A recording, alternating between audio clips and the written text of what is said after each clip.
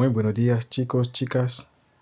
En el video de hoy vamos a hablar sobre entrevista de trabajo.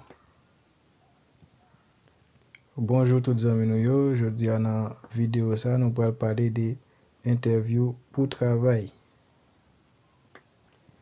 Por favor, como siempre, a los que ya no están suscritos al canal, les pido que van a suscribir ahora mismo, por favor. Ya una vez que terminamos, empecemos. Nos gustaría invitarte a una entrevista. Dígame, ¿por qué quiere este trabajo exactamente? Nous t'aimons invité dans une interview. Dis-moi, pour qui ça ou voulez travailler ça exactement? Nous t'aimons invité dans une interview. Dis-moi, pour qui ça ou voulez travailler ça exactement? Nous t'aimons invité dans une interview. Dis-moi, pour qui ça ou voulez travailler ça exactement?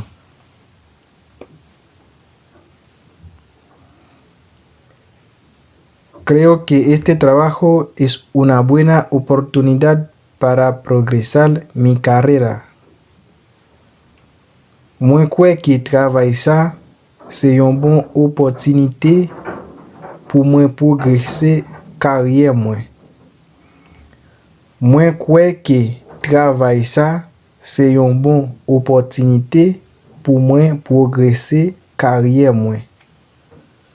Moi crois que travailler ça c'est une bonne opportunité pour moi progresser carrière moi.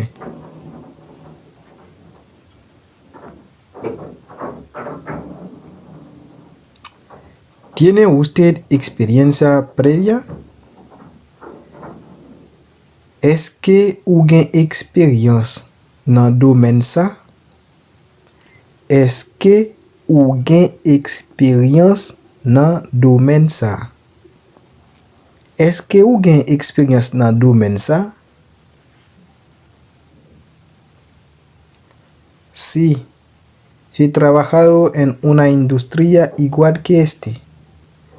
Oui, moi te travaille dans une industrie même genre que ça.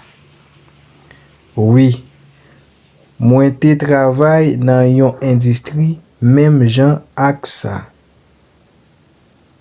Oui, moi te travaille dans une industrie même genre que ça.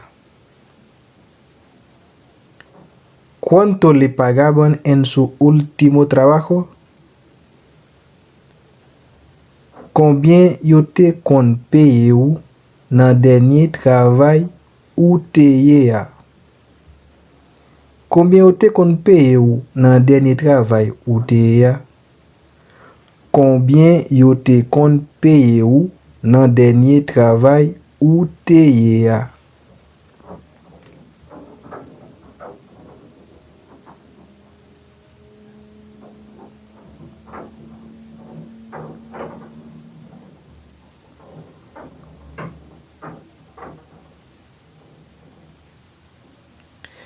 Me pagaron 500,000 pesos en mi trabajo. Me pagaron 500,000 pesos en mi trabajo. Yo te kon paye moi 500,000 pesos dans travail là. Yo te kon paye moi 500,000 pesos dans travail là. Yo te kon paye moi 500,000 pesos dans travail là. ¿Por qué cree que deberíamos contratarlo? Pour qui ça ou pensez nous ta dû embaucher ou? Pour qui ça ou pensez nous ta dû embaucher ou? Pour qui ça ou pensez nous ta dû embaucher ou?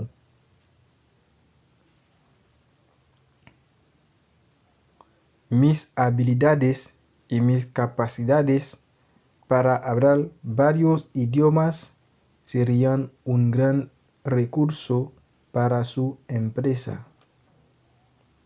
Compétence mwen et capacité mwen pou m'pale plizye lang se yon gran resous pou entreprise oua.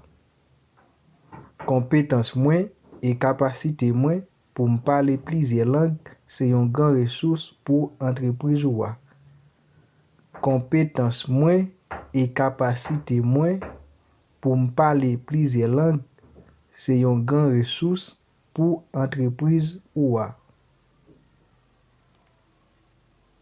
Bueno, estudiaremos su currículum y ya le comunicaremos nuestra decisión. C'est bien, nous ap analyse CV oua et nap communiqué ou décision nou. C'est bien, nous ap analyse CV oua et nap communiqué ou décision nou.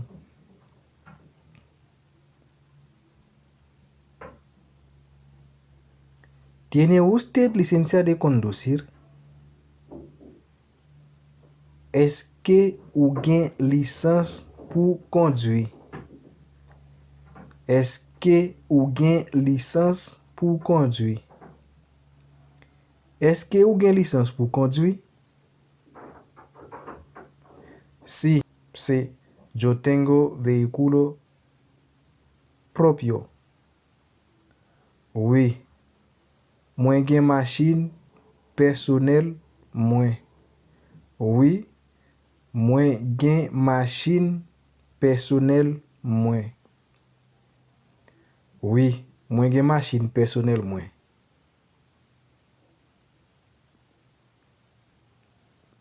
Las jornadas son muy largas y muy estresantes.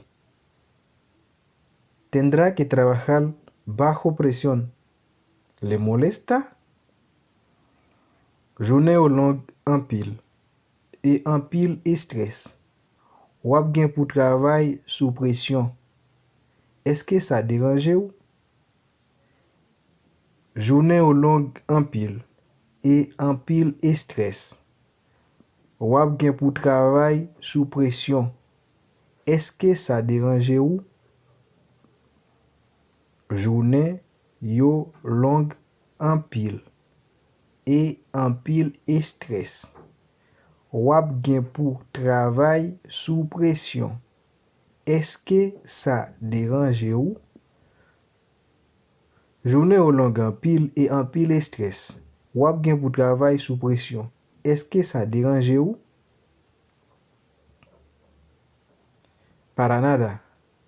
Me gusta lo que hago. Y además, no tengo hijos. Así que puedo dedicarme al trabajo. Pas du tout. Mwen reme sa mwen kon fè ya. Et ensuite, mwen pa gen pitit. Mwen ka bay tan mwen ak travay la. Pas du tout. Mwen reme sa mwen kon fè ya. Et ensuite, mwen pa gen pitit. Mwen ka bay tan mwen ak travay la. Pas du tout. Mwen reme sa mwen kon fè ya. Et ensuite, mwen pa gen pitit. Mwen ka bay tan mwen ak travay la. Pas du tout. Mwen reme sa mwen kon fè ya. Et ensuite, mwen pa gen pitit. Mwen ka bay tan mwen ak travay la. Le comunicaremos nuestra decisión. C'est bien. Nous ap analyse CV oua et nap communiqué ou décision nou. C'est bien.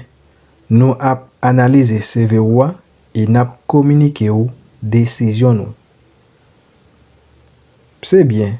Nous ap analyse CV oua et nap communiqué ou décision nou.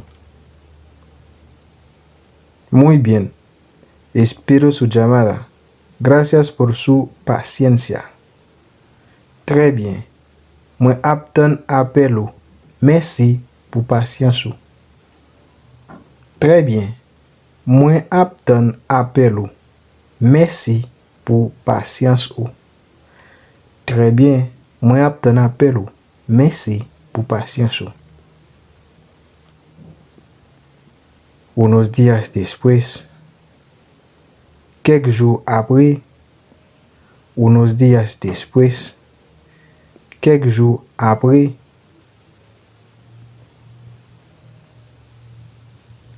Nos gustaría ofrecerte el empleo. ¿Cuándo podría usted empezar? Nou ta reme ofri ou emploi. Ki le ou ap komanse?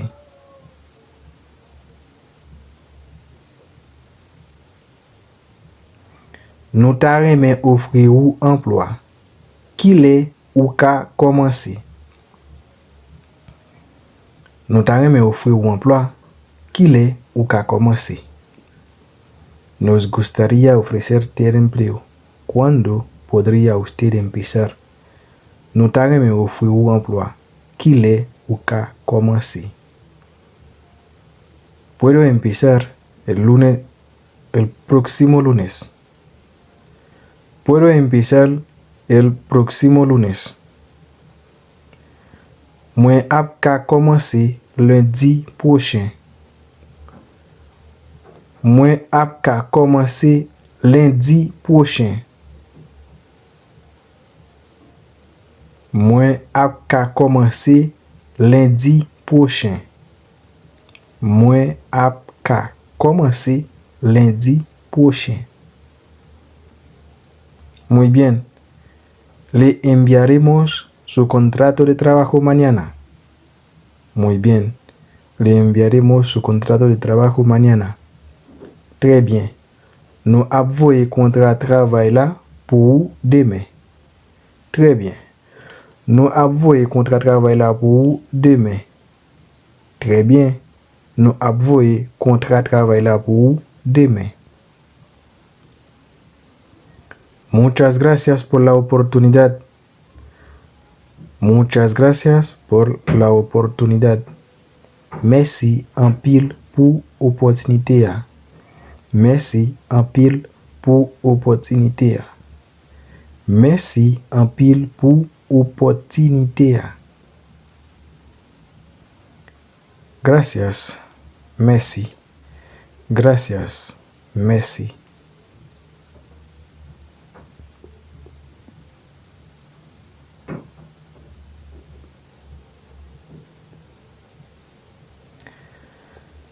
Bueno chicos, esto es todo por hoy. Entrevista de trabajo. Bastante importante para los que van a buscar un trabajo. Por favor, voy a repetirlo de nuevo. No olviden de suscribir al canal. Por favor. Invita a los amigos a ver nuestros videos. Recuerden de practicar con frecuencia. Deja comentario. Comparte. Suscríbanse. Gracias chicos, chicas. Chao, nos vemos en un próximo video.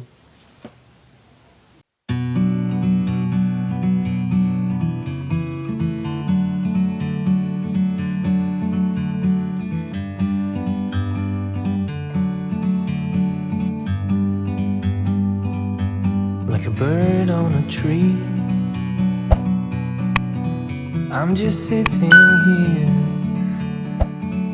I got time.